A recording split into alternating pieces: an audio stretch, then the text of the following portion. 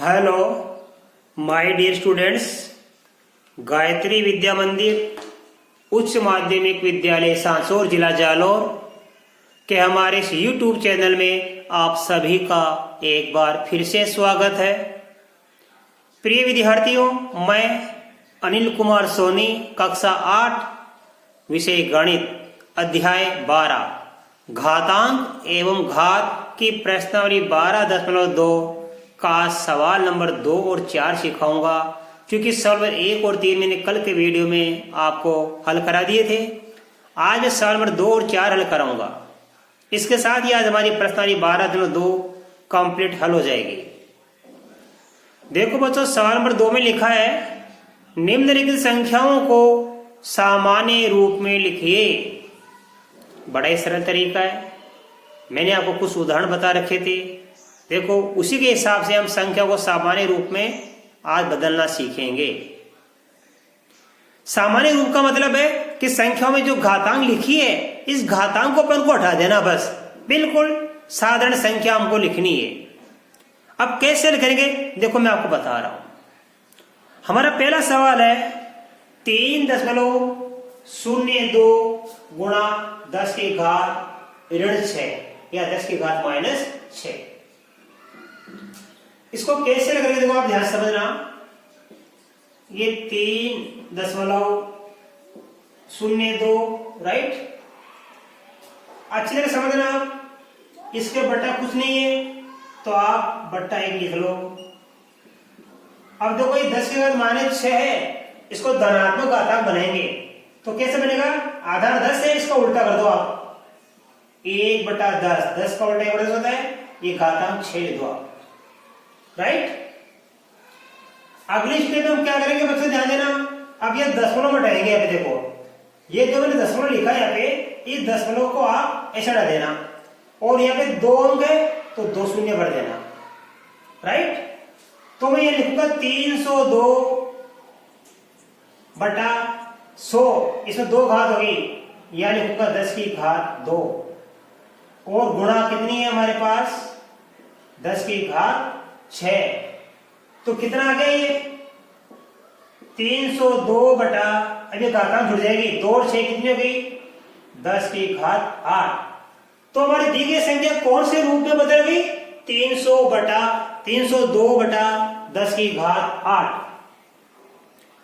इसका मतलब ये हुआ कि हमें 302 में 10 की घात 8 का भाग देना है, अर्थात हमें 8 संख्या छोड़ के दशमलव लगाना है। 8 संख्या छोड़ के क्या लगाना, अपन को दशमलव लगाना है। दो कैसे, एक संख्या तो हम क्या छोड़ेंगे इधर से, ये 2 का 2, दूसरी 0, तीसरी 3। 1, 2 और 3 संख्या तो हमारे पास पहले से मौजूद है। हमें 8 संख्या छोड़ के दशमलव लगाना है। कितने संख्या कम पड़ गई, 5। अब आप 5 बार 0 लगा दो, 1, 2, 3, 4, 5। अब यहां पे आप दशमलव लगा दीजिए और यहां लिख दीजिए आंसर। अर्थात हमारा आंसर क्या प्राप्त हो गया, 0.00000005 बार 0 और 302। ये हमारा इसका आंसर प्राप्त हो गया। 3.02 गुणा 10 की घात -6, ये हमारा मानक रूप में है ये संख्या। ये सभी संख्या कौन से रूप में दे रखी है, ये मानक रूप में दी गई है। इनको सामान्य रूप में अपन ने बदल दिया। इस प्रकार आप इसको सामान्य रूप में बदलना सीखना। अब देखो बच्चों, सवाल नंबर हमारा दूसरा। अब चूंकि ये ऋणात्मक घातांक नहीं है तो अपन को इसको सिंपल रख देंगे, सिंपल सीधे तरीके से। देखो 4.5 गुणा 10 की घात 4, अर्थात 10 गुणा 10 गुणा 10 गुणा 10, 4 बार लिख लिया अपन ने। अब आप काटना सीखो। इस दशमलव से ये 0 काट दीजिए, क्योंकि दशमलव के बाद 1 अंक है तो गुणा करते समय 1 0 कट जाएगी। अब 1, 2, 3, देखो 1 2 3 0 बच गई, 1 2 3 0, 1 2 3, बाकी क्या बच गया 45, 1 1 1। तो 45 को 1 1 से गुणा करके क्या आएगा, 45 ही आएगा। तो यह लिख दीजिए आप 45। ये आंसर आ गया हमारे पास में 45,000। तो 4.5 गुणा 10 की घात 4 थी। इसको सामान्य संख्या में बदलने के लिए हमने 4.5 तो लिखा। ये 4.5 लिखने के बाद 10 की घात 4 थी, 10 को हमने 4 बार लिख के गुणा कर दिया। अब कैसे करेंगे गुणा? इस एक शून्य से, देखो हमारा एक दशमलव है, एक संख्या छोड़ के दशमलव है, तो दशमलव हटा दिया हमने, एक शून्य काट दिया। यदि यहाँ पे होता 4.58, तो दशमलव के बाद ये 2 अंक हो गए। कितने अंक हो गए? 2। तो मैं दशमलव हटाता और 2 शून्य काटता, एक यहाँ से और एक यहाँ से। दशमलव के बाद ये जितने अंक होते उतने आप शून्य काट दीजिए गुणा करते समय। तो ये आ गया हमारा 45,000। अब देखो हमारा सवाल ये है 3 गुणा 10 की घात -8। तो सबसे पहले हम क्या करेंगे बच्चों कि जो ऋणात्मक घातांक है इसी प्रकार की, इसको धनात्मक घातांक में बदलेंगे। तो क्या आ जाएगा ये 3 गुणा 1/10 की घात 8। ध्यान देना, 3 गुणा 10 की घात -8 थी, तो 3 गुणा वैसे दिया। अब 10 का विलोम होता है 1/10 और -8 को बना दिया मैंने प्लस की 8 घात। तो ये क्या आ गया? 3 को 1 से गुणा करेंगे 3, 10 की घात 8। इस 10 की घात 8 का मतलब है कि हमको क्या करना है कि 3 में 10 की घात 8 का भाग देना है। अर्थात हमें 8 संख्या छोड़ के दशमलव लगाना है। 3/10 की घात 8 का मतलब ये होता है कि हमें 8 संख्या छोड़ के दशमलव लगाना है। 8 में से एक संख्या तो हमारे पास ऊपर देखो 3 लिखा नहीं, 3 ये एक संख्या है और 8 संख्या छोड़ के अपन को दशमलव लगानी है। तो कितने संख्या शेष पड़ गई? 7। तो 3 के पहले आप 7 बार शून्य लगा देना, फिर आप दशमलव लगाना। देखो कैसे, 3/10 की घात 8 है, हमें 3 में 10 की घात 8 का भाग देना है। तो 8 संख्या छोड़ के हम क्या लगाएंगे? दशमलव। 10 की घात 1 का मतलब एक संख्या छोड़ के दशमलव, 10 की घात 2 का मतलब 2 संख्या छोड़ के दशमलव, 10 की घात 3 का मतलब 3 संख्या छोड़ के दशमलव। भाग देने का मतलब होता है। तो हमें क्या करना है? 8 संख्या छोड़ के दशमलव लगाना है। 8 में एक संख्या हमारे पास क्या है? 3। अब 7 बार शून्य लगा दो, 1 2 3 4 5 6 7, ये दशमलव। तो आंसर है 0.7 बार शून्य और ये 3। या अब इसी प्रकार देखो ये हमारा फिर क्या गया? धनात्मक वाला आ गया। और धनात्मक वाला तो सिंपल होता है बिल्कुल। देखो संख्या क्या लिखी है? 1.0001 राइट, गुणा 10 की घात 9, ये 10 बार लिख दो आप। 1 2 3 4 5 6 7 8 ये 9। 10 की घात 9 का मतलब है 10 को 9 बार लिख के हमने गुणा कर लिया। 1 2 3 4 5 6 7 8 9। अब आप देखो ध्यान से, अब दशमलव उठाएंगे, इसको गुणा करेंगे ना, तो गुणा करेंगे तो दशमलव उठेगा। कहते हो कैसे?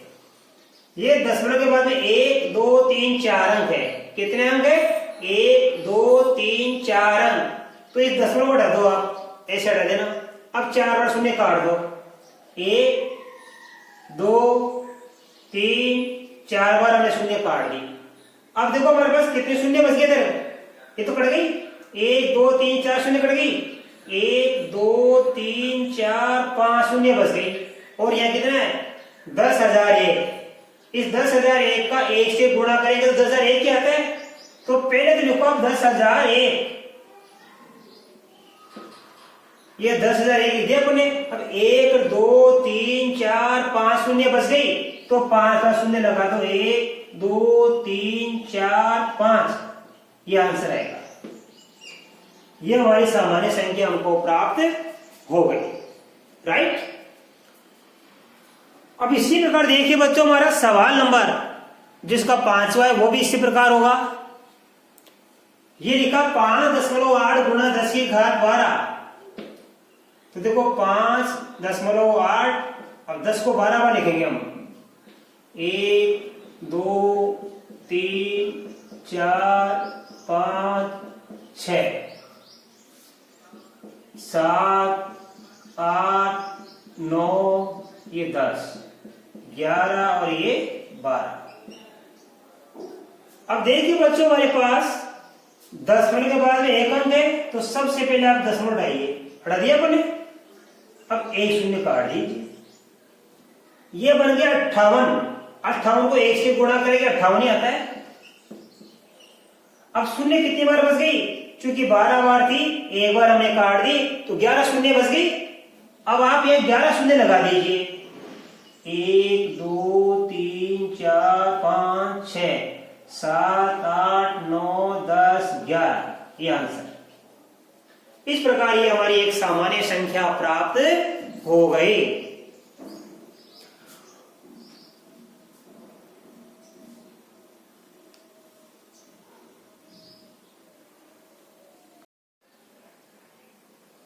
अब देखिए इसी प्रकार सवाल नंबर हमारा 6 होगा बच्चों। ये लिखा हमारा 3.61492, 3.61492। अब गुणा 10 के साथ 6, तो 10 को 6 बार लिख के गुणा कर दीजिए आप। 1 2 3 4 5 और ये 6। अब देखो हमको क्या करना है, दशमलव के बाद देखो यहाँ पे कितने हैं हमारे पास में अंक? 1 2 3 4 5। ये दशमलव को आप बढ़ा दो और 5 बार शून्य काट दो। 1 2 3 4 5 बार हमने शून्य काट दी। अब ये बच गया 36 14 92। 36 14 92 का 1 से गुणा करेंगे तो यही संख्या वापस आएगी 36 14 92। अब शून्य कितनी बार बच गया हमारे पास? एक बार, तो एक बार आप शून्य लगा दो, यह आंसर। इस प्रकार आपने सवाल नंबर 2 सीख लिया कि दी गई मानक संख्याओं को सामान्य रूप में लिखिए।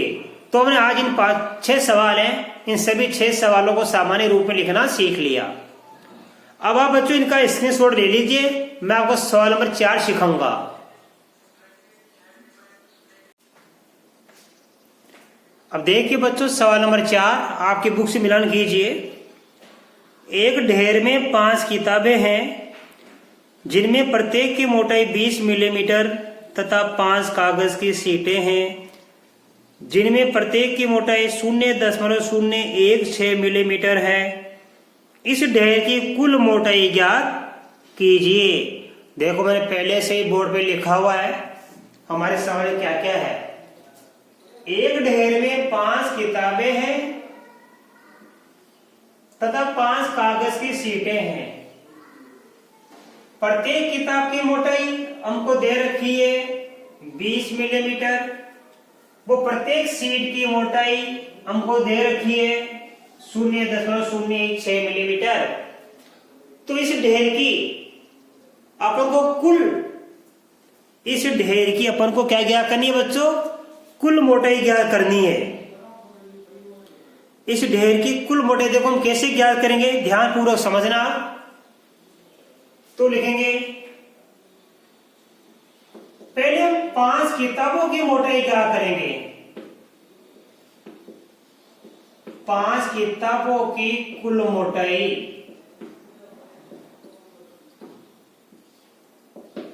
प्रत्येक किताब की मोटाई कितनी है? 20 मिलीमीटर। तो 5 किताबों की कुल मोटाई कैसे क्या करेंगे? गुणा करेंगे। 20 को 5 से गुणा करेंगे, 20 पंजे 100 मिलीमीटर। अब हम क्या करेंगे? 5 कागज की सीटें हैं तो 5 कागज की सीटों की कुल मोटाई हम ज्ञात करेंगे बच्चों। देखो तो एक सीट की मोटाई कितनी है? 0.016 मिलीमीटर।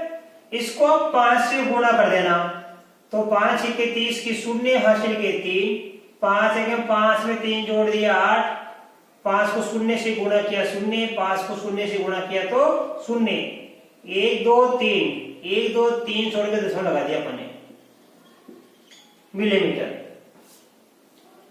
इसलिए अब हम लिखेंगे ढेर की कुल मोटाई, ढेर की कुल मोटाई हम ज्ञात करेंगे।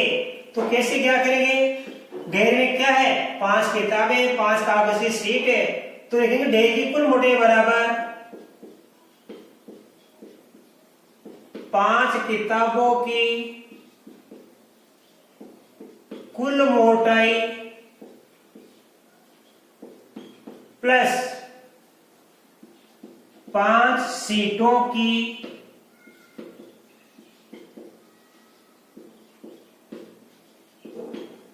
कुल मोटाई। इन दोनों को जोड़ देंगे हम।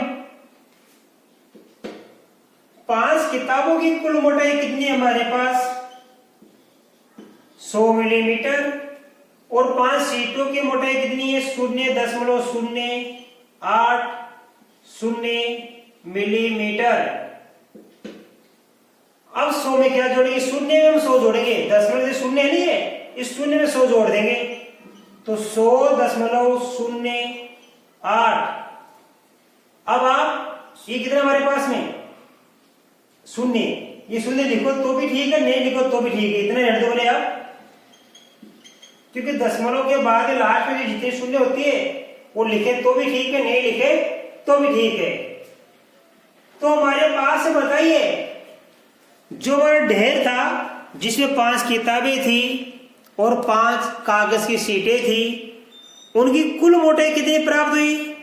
100.08। कितनी प्राप्त हुई बच्चों? हमको 100.08 प्राप्त हुई। अब हम क्या करेंगे? हम चाहे तो इस संख्या को, जो कि सामान्य संख्या में हमको प्राप्त हुई, इनको मानक रूप में भी प्राप्त कर सकते हैं। इनको हम मानक रूप में भी प्राप्त कर सकते हैं। देखो कैसे प्राप्त करेंगे, आप जरा ध्यान से समझना। इनको मानक रूप में बदलने के लिए देखो हम लिख सकते हैं, ध्यान देना। हमारे पास क्या है? 100.08 मैं बट्टा क्या लिख सकता हूं? 1।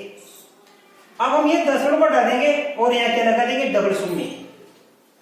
क्या लगा देंगे? डबल शून्य लगा देंगे अपन। तो इसको हम लिख सकते हैं, ये 1 2 3 फिर 8 और 10 की घात कितनी होगी? 2। वैज्ञानिक लोग क्या करते हैं? मानक रूप में लिखने के लिए यहां पे दशमलव लगाते हैं। क्या लगाते हैं? यहां पे दशमलव लगाते हैं। तो इसको हम लिख सकते हैं आगे 1, देखो यहां दशमलव लगाऊंगा, दशमलव यहां लगाऊंगा, ये लग गया दशमलव। 1.0008 गुणा 10 की घात कितनी बन गई? 1 2 3 4, ये 4। तो ये हमने लगा दिया दशमलव यहां पे। 1.008 गुणा 10 की घात 4 बट्टा 10 की घात कितनी है? 2।